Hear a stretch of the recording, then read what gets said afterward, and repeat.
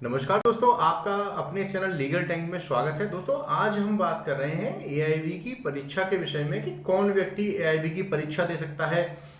अगर कोई व्यक्ति एआईबी की परीक्षा दे रहा है तो वो कितनी बार परीक्षा दे सकता है, और कोई व्यक्ति कितनी बार परीक्षा दे रहा है तो उसको कितनी बार उसकी फीस जमा करनी पड़ेगी।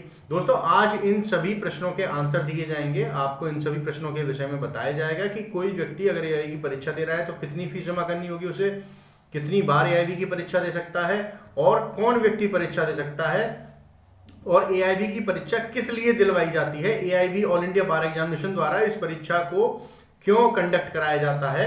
दोस्तों, आज इसी विषय में हम लोग बात करेंगे। दोस्तों, अगर आपने हमारे चैनल को सब्सक्राइब नहीं किया तो प्लीज हमारे चैनल को सब्सक्राइब कीजिए, लाइक और शेयर करना ना भूलिए। आज हम बात कर रहे हैं एआईबी की परीक्षा के विषय में कि कौन व्यक्ति एआईबी की परीक्षा दे सकता है।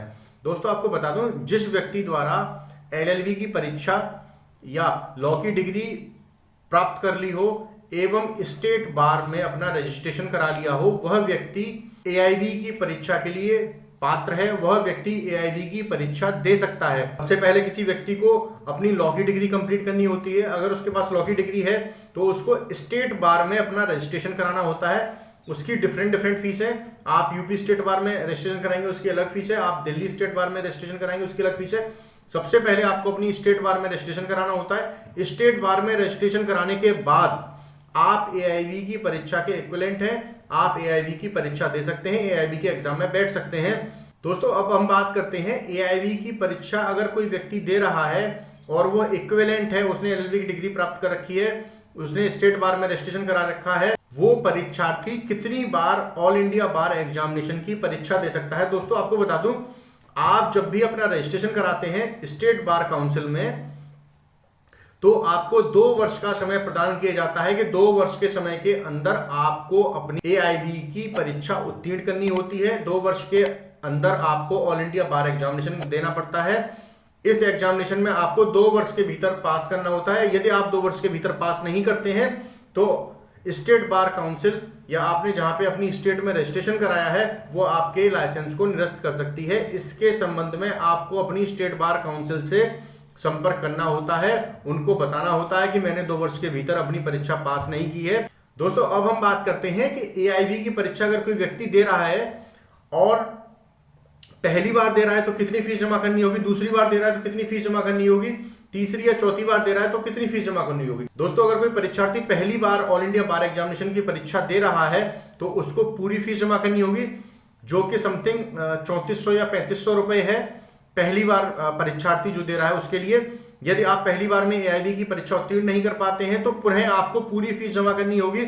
ऐसा नहीं है कि आपके द्वारा जो पहली फीस जमा करी गई हो उसी में आप दोबारा एग्जाम दे सकते हैं, ऐसा कुछ नहीं है। आप जितनी बार भी एग्जाम देंगे आपको उतनी बार उतनी फीस जमा करनी होगी जो ऑल इंडिया बार एग्जामिनेशन द्वारा, एआईबी द्वारा या बार काउंसिल ऑफ इंडिया द्वारा निर्धारित की गई है। एक परीक्षार्थी के लिए आपको उतनी फीस जमा करनी होगी।